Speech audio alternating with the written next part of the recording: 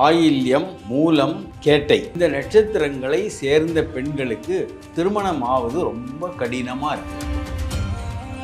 பெண் மூல நிர்மூலன்றதே பொய். ஆச்சி மசாலா எந்த சமையலும் ருசி தேடும் ரகசியம் 20 ரூபாய். நட்சத்திர பொருத்தம் மட்டும் போதும்னா இன்னைக்கு விவாகரத்து விஷயம் ஏன் இருக்கு? எல்லா விதமான வசதி வேலைகள் எல்லாம் இருந்தால் கூட அவங்களுக்கு இந்த நட்சத்திரத்தினாலேயே கல்யாணம் ஆகாது போகிறது. ஆனால் இதுக்கு எந்தவித பிரமாணமும் ஜோதிடத்தில் இல்லை. சித்திரையில் பிறந்தா அவன் ரோடுக்கு வந்துடுவான்னு அர்த்தம். கேட்ட நட்சத்திரமா ஜேஷ்டனுக்கு ஆகாது. செவ்வாதோஷம் இருக்கக்கூடிய ஆளை செவ்வாதோஷம் உள்ள ஆளோடு தான் சேர்க்கணும்ன்றது ஒரு கணக்கு. ஆமா சார், அது தவறு. அது இது அப்படி இப்படின்னு எப்படி பார்த்தாலும் இதுதான் ஹிட்டான ஆஃபர். பக்தி கதைகள், பக்தி பாடல்கள் மற்றும் ஆன்மீக சொற்பொழிவுகள் மூலம் உங்கள் ஆன்மாவை தூய்மைப்படுத்துங்கள். இன்றைய ஆலய ஆப்பை டவுன்லோட் செய்யவும். ஆன்மீக கிளிட்ஸ் நேயர்கள் அனைவருக்கும் வணக்கம். இன்னைக்கு நம்மளோட அஸ்ட்ராலஜர் லால்குடி கோபாலகிருஷ்ணன் அவர் தான் நினைஞ்சிருக்காரு. நிகழ்ச்சிக்கு போகலாம். சார் வணக்கம். வணக்கம். இப்போது நிறைய பேருக்கூட ஒரு பெரிய ஒரு கவலையாக இருக்குது. என்ன அப்படின்னா, நாங்கள் எவ்வளவோ பரிகாரம் பண்ணுறோம், எவ்வளவோ விஷயங்கள் வந்து டெய்லி ஒவ்வொருத்தர் ஒவ்வொரு இது சொல்கிறாங்க. ஆனால் இந்த திருமணம் பொருத்தம் அப்படின்னு வரும்பொழுது லவ் மேரேஜ் ஆகட்டும் சரி, அரேஞ்ச்டு மேரேஜ் ஆகட்டும் சரி, ஏதாவது ஒரு விதத்தில் வந்து பிரச்சனைகள் வருது. ஆனால் இப்போ எல்லாமே வந்து சகிப்புத்தன்மை இல்லாமல் டைவர்ஸ் அப்படின்ற ஒரு இடத்துல ரொம்ப சர்வசாதாரணமாக போயிட்டுருக்கு ஒரு பக்கம். இன்னொரு பக்கம் கல்யாணம் ஆகாமல் நிறைய பேர் வந்து இன்னுமே 90s கிட்ஸும் இருக்காங்க சார். அதுக்கு என்ன காரணம்? இது வந்து ஆண் மூலம் அரசாலும், ஆனால் பெண் மூலம் நிர்மூலம் அப்படின்னு சொல்லிட்டு இன்னுமே வந்து இந்த மூல நட்சத்திரம் இருக்கிற பெண்கள் இன்னுமே அதெல்லாம் பார்க்குறாங்களே. ஆயில்ய நட்சத்திரம் மாமியாருக்கு ஆகாது அப்படின்னு சொல்லிட்டு அதை ஒதுக்கி வைக்கிறாங்களே. இந்த மாதிரியான விஷயங்கள்லாம் உண்மையா இன்னும் கடைபிடிக்கப்படுது? இது எப்படி சார் தீர்வு? வணக்கம். லால்குடி சப்த ரிஷீஸ்வரர் அருளால் உலக மக்கள் நலம் பெற வேண்டும். பொதுவாகவே ஆயில்யம், மூலம், கேட்டை கேட்டையுமா சார்? கேட்டை, கேட்டை ஆமாம். நட்சத்திரம். ஓகே. இந்த நட்சத்திரங்களை சேர்ந்த பெண்களுக்கு திருமணம் ஆவது ரொம்ப கடினமாக இருக்குது. ஏன்னா இப்போ நடக்கிற காலத்தில் திருமணம் என்பதே குதிரை கொம்பாக இருக்குது. நடக்கிறதே கஷ்டமாக இருக்குது. காரணம் என்னென்னா, இவங்க ஒரு பட்டியல் வச்சுருக்காங்க. மணமகன் வீட்டார் இந்த குவாலிட்டிஸ்லாம் இருந்தால் நாம் மருமகளை கூப்பிட்டுக்கிறோன்னு. அதாவது அவங்க வந்து அலுவலகத்துக்கும் போனோம், வீட்லேயும் கோலம் போட்டு வேலை செய்யணும். இது இவங்களுடைய டிமாண்டு. அவங்க பக்கம், பெண் வீட்டார் பக்கம், மணமகன் கார் இருக்கணும், வீடு, சொந்த வீடு இருக்கணும், நல்ல வேலையில் இருக்கணும், எந்த கெட்ட பழக்கமும் இருக்கக்கூடாது. ஃபாரின் ட்ரிப்ஸ் தான் இருக்கணும். ஆமாம், வெளிநாடில் செல்லக்கூடிய வாய்ப்பு இருக்கணும். அப்படி இருந்தால் தான் இவங்க ஒத்துப்பாங்க. அப்போ இதெல்லாம் மூடி வரும்போதே அதில் ஒரு 27 வயசு 28 வயசு ஆகிடும். இது போனால் ஜோதிடர்கள் இதில் ஒரு பங்கு வகிக்கிறாங்க. கேட்ட நட்சத்திரமா ஜேஷ்டனுக்கு ஆகாது. ஜேஷ்டன்னா அதாவது மணமகனுடைய பிரதர். ஓகே. ஏன்னா அந்த நட்சத்திரத்து பேர் வடமொழியில் ஜேஷ்டா நட்சத்திரம்னு பேர். அதை தமிழில் கேட்டைன்னு நம்ம சொல்கிறோம். அப்புறம் பெண் மூலம் நிர்மூலம், மூலமும் கஷ்டம். புரியுதா உங்களுக்கு? அதுக்கப்புறம் ஆயில்யம்னும் போது மாமனார் மாமியார் அந்த பிரச்சனை வந்துடும். இப்போ சித்திரையாக இருந்தால் அதுவும் கெடுதல். சித்திரையுமா? ஆமாம். இப்போ இவ்வளவுத்தையும் பார்த்து திருமணம் நடப்பது கஷ்டம். இதில் நல்ல குணவதியாக இருக்கக்கூடிய பெண்களும் எல்லா விதமான வசதி வேலைகள் எல்லாம் இருந்தால் கூட அவங்களுக்கு இந்த நட்சத்திரத்தினாலேயே கல்யாணம் ஆகாது போகிறது. ஆனால் இதுக்கு எந்தவித பிரமாணமும் ஜோதிடத்தில் இல்லை. என்ன சார் சொல்கிறீங்க? ஆமாம், சொல்கிறத கேளுங்க. பிரமாணம் கிடையாது. இது ஏதாவது ஒரு வீட்டில் கேட்ட நட்சத்திரத்தை சேர்ந்தவங்க வந்ததுனால அவருடைய பிரதர், சகோதரர் யாராவது இறந்து போயிருப்பாங்க. உடனே கேட்ட நட்சத்திரம் எடுத்தோம், அதனால இவர் இறந்து போனார்னு சொல்லுவாங்க. இதெல்லாம் ஒரு ஒரு ஒரு ஒரு 100 வருஷத்துக்கு முன்னாடி இருந்த ஒரு இன்சிடென்ட்டாக இருக்குமா? அதை வச்சு இப்படியே காலகாலமாக இது பண்ணிட்டு எப்போவுமே உண்மை நடந்து போகும், பொய் தான் ரக்க கட்டி பறக்கும். உண்மையிலே சொன்னால் வேகமாக பரவுறதுனால தான் அதுக்கு பேர் வதந்தினே வச்சோம். தீ எப்படி பரவும்? ஃபாஸ்டா. தீ பரவுற வேகத்தில் பரவுறதுனால அது பேர் வதந்தி. சரி. புரியுதா உங்களுக்கு? அப்போது இதெல்லாம் எப்படின்னா யாரோ ஒரு வீட்டில் நடந்திருக்கும். அதுக்கு காரணம் வேறு காரணமாகவும் இருந்திருக்கும். தசாபுக்தி கோச்சாரம் எவ்வளோ இருக்குது. ஆனால் பழி அந்த பெண் மேல் வந்து விழும். இப்போ ஒரு உதாரணம் சொல்கிறேன். சித்திரை நட்சத்திரத்தில் ஒரு பையனோ பொண்ணோ பிறக்கிறான். பிறந்த உடனே சித்திரை அப்பன் தெருவிலே, இதுதான் பழமொழி. அப்போ அவன் சித்திரையில் பிறந்தா அவன் ரோடுக்கு வந்துடுவான்னு அர்த்தம். அப்படின்னா புரியுது அவங்களுக்கு? ஆனால் அதனுடைய அர்த்தம் அது அல்ல. சித்திரை மாதம்ன்றது சூரியன் உச்சியில் இருக்கக்கூடிய இடம்.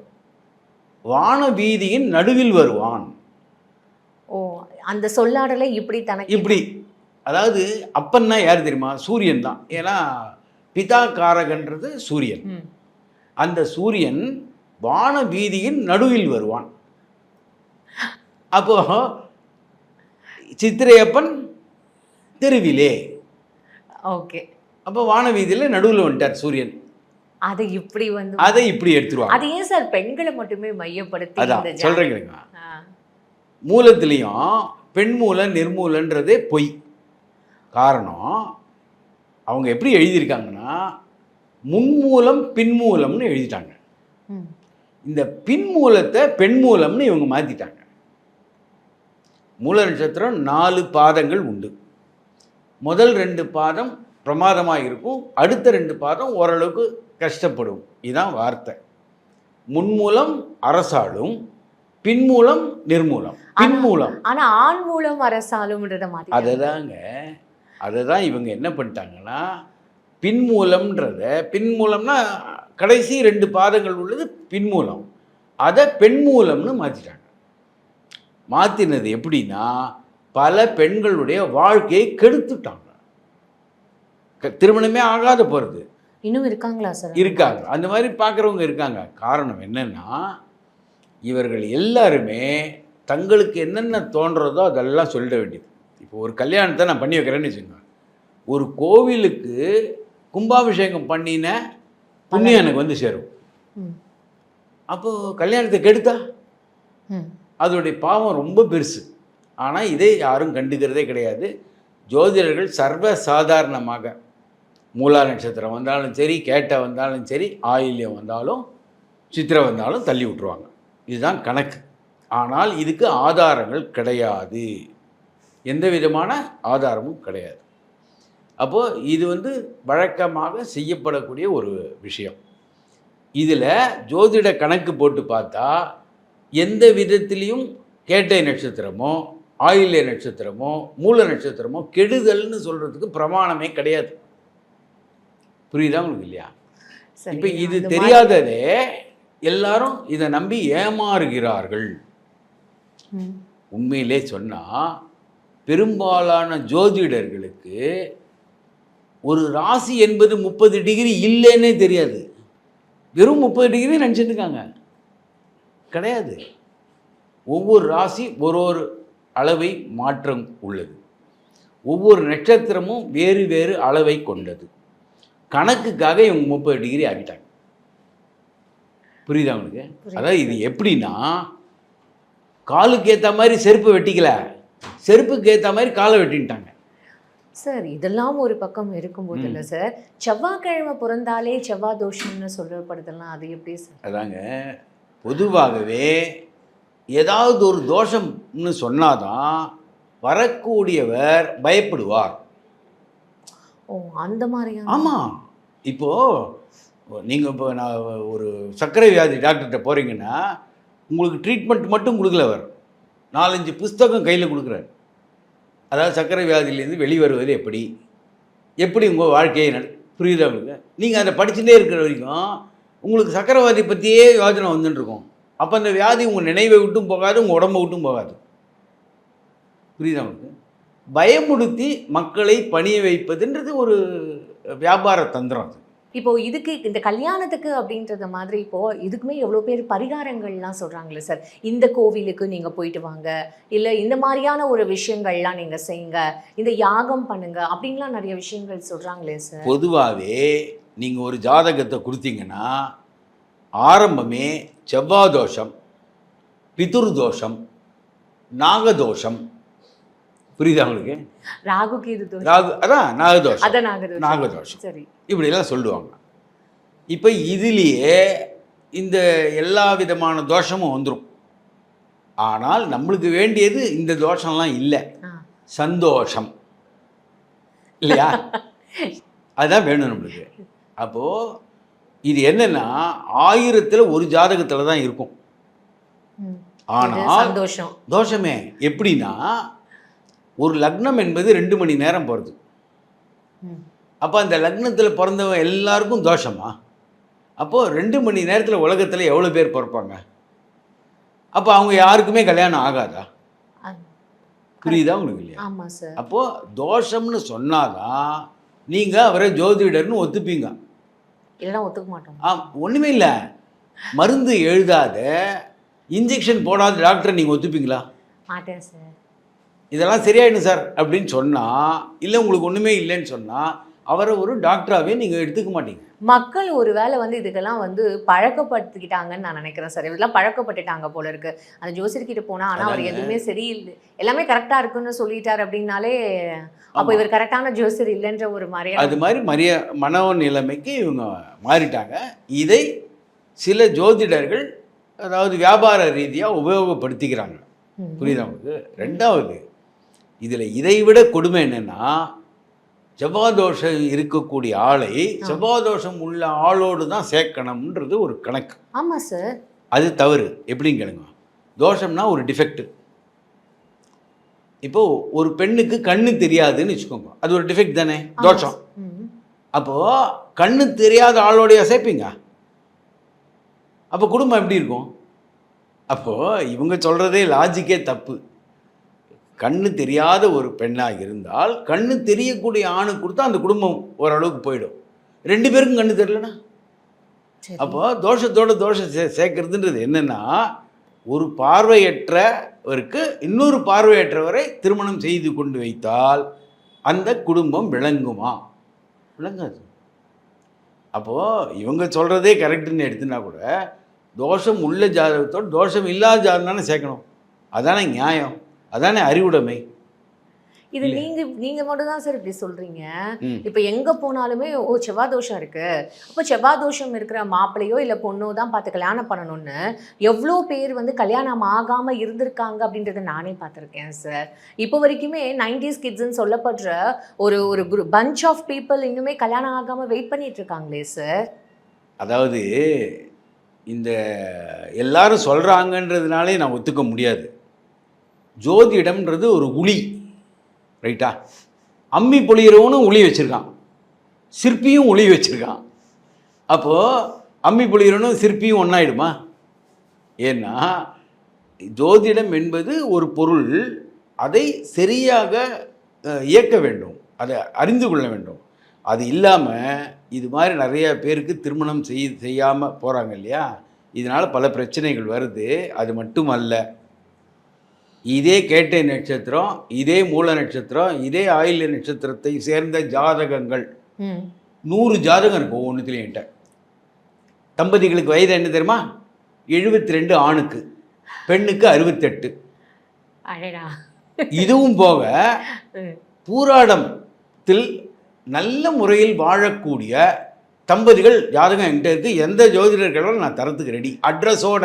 சார். காரணம் என்னென்னா, பூராடம்னா நூலாடாதுன்ட்டாங்க இல்லையா? ஆமா சார். என்ன அது எப்படி நூல் ஆடாமே 68 வருஷம் இருக்காங்க அவங்க. சார் இதெல்லாம் இருப்பாங்க. இன்னொரு விஷயம் நான் இப்போ ரீசெண்டாக கேள்விப்பட்டேன் சார். இப்போ நமக்கு தெரியும் குழந்தை இப்போலாம் வந்து நார்மல் டெலிவரியாக பிறக்கிறத விட சிசேரியன் சி செக்ஷனில் தான் நிறைய பேருக்கு இப்போ குழந்தை பிறக்கிறது. இப்போ டாக்டர்ஸே என்ன சொல்லிடுறாங்க, உங்களுக்கு நீங்கள் எந்த டேட்டில் வேணுன்றதை நீங்கள் ராசி, அதாவது ஜாதகம், ஐ மீன் நீங்கள் நட்சத்திரம்லாம் பார்த்துட்டு வாங்க அப்படின்னு சொல்லிட்டு ஒருத்தர். அதனால் இல்லை சார், புனர்பூசத்தில் எனக்கு குழந்தை பிறக்க வேண்டாம், எனக்கு அதுவும் பையனாக பிறந்தா அவனும் வந்து ராமர் மாதிரி அவரோட அப்பா விட்டு பிரிஞ்சிருக்கிற வேண்டிய ஒரு சூழ்நிலை வரும் அப்படின்னு. அதனால் அந்த நட்சத்திரத்தையே வந்து இது பண்ணியிருக்காங்க சார். இது எந்த அளவுக்கு உண்மை சார்? எனக்கு இது பர்சனலாக நடந்த ஒரு எக்ஸ்பீரியன்ஸ். எனக்கு அது ரொம்ப ஷாக்கிங்காக இருந்தது. அது உண்மையா சார்? அது மாதிரி செய்தாலும் அது பிறக்க வேண்டிய நேரம் என்னன்றது தீர்மானிக்கப்பட்டது. சரி, அந்த நேரத்தில் தான் அது பிறக்கும். புரியுதா உங்களுக்கு? இல்லையா? எல்லாமே தீர்மானிக்கப்பட்டது. ஓகே. அதனால எந்தவித மாற்றமும் இவங்க செய்து கொண்டாலும் அது பிறக்கிற டைம்ல தான் பிறக்கிறது. எல்லாத்தையும் தாண்டி ஒரு எப்படி அது கணிச்சிருக்கோ அது மாதிரி தான், அதேபடி தான் இருக்கும். உங்களுக்கு ஜனன ஜாதகத்தை நம்ம எடுத்துட்டா கர்ப்பதான லக்னமே கண்டுபிடிக்கலாம். ஆமா, ஒரு ஜாதகத்தை எடுத்துக்கொண்டு எது உருவாக்குன டைம் நீங்க சொல்றீங்களா சார்? அந்த கரு உருவாகுன டைம் சொல்றீங்க. லக்னத்துக்கு 7ஆம் இடம், அதான் அந்த லக்னம், கர்ப்பதான லக்னம். சுக்கிரனை வச்சுட்டா உங்களுக்கு எந்த டைம்ல பிறந்தான்னு கண்டுபிடிச்சிடலாம். கர்ப்பதான லக்னம் எடுக்கலாமே ஈஸியா. அந்த கர்ப்பதான லக்னத்தை பார்த்தாலே அவருடைய விதி என்னன்னு தெரிஞ்சுவிடும். Fine sir. உண்மையாகவே இதெல்லாம் கேட்கும்போது தான் சார் ரொம்ப ஷாக்கிங்காக இருந்தது. அதே மாதிரி இல்லை சார், இப்போது ரீசெண்டாக இதோட தொடர்புடைய ஒரு கேள்வி தான். ஐவிஎஃப் முறையில் நிறைய பேருக்கு இப்போ வந்து குழந்தை பிறக்குது. 2-3 வாட்டி வந்து ட்ரை பண்ணாலும் அதுக்கப்புறமும் குழந்தை பிறக்கல. நிறைய லட்சங்களில் செலவு பண்ணாலும் அவங்களுக்கு குழந்தை பிறக்கல. அப்போது அந்த மாதிரியான ஒரு விஷயங்கள்லாம் காரணம் என்ன சார்? இதெல்லாம் இந்த ஜாதக பொருத்தம் சரியாக பார்க்காததுனால தான் உங்களுக்கு இந்த மாதிரியான ஒரு விஷயமா சார்? அதுவும் ஒரு காரணம். பொதுவாக ஜோதிடர்கள் நட்சத்திர பொருத்தம் மட்டும் பார்த்துருவாங்க. இந்த நட்சத்திர பொருத்தத்தை பார்க்கறதுக்கு ஜோதிடரே வேண்டாம். காரணம், நம்ம நெட்டில் போய் சர்ச் பண்ணினாலே இந்த நட்சத்திரத்துக்கு எது கிடைக்கும்னு சொல்லிடுவாங்க.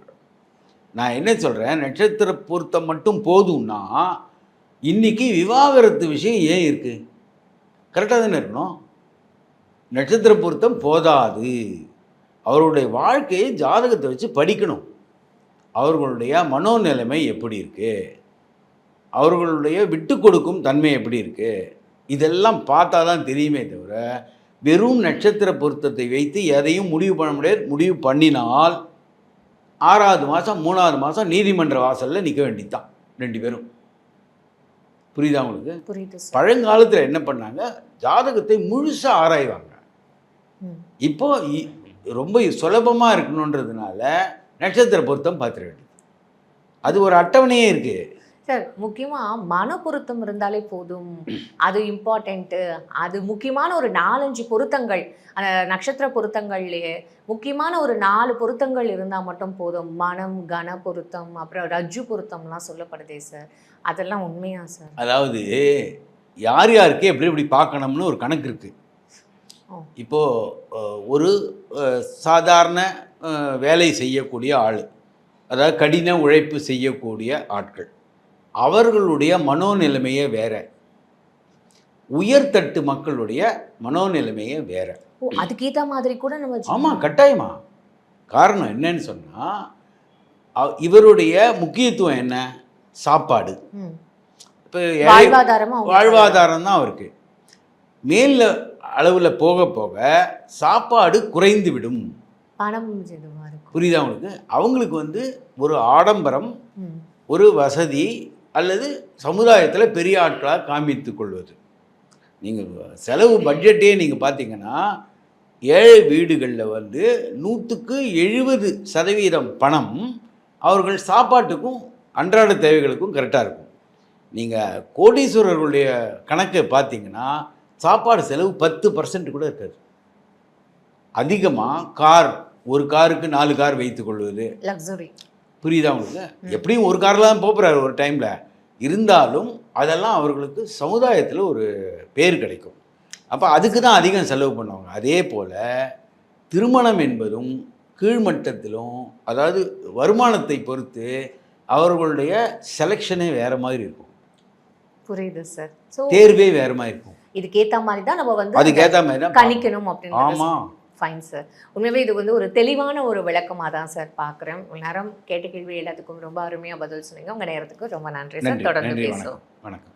ஆச்சி மசாலா எந்த சமையலும் ருசி தேடும் ரகசியம் 20 ரூபாய்.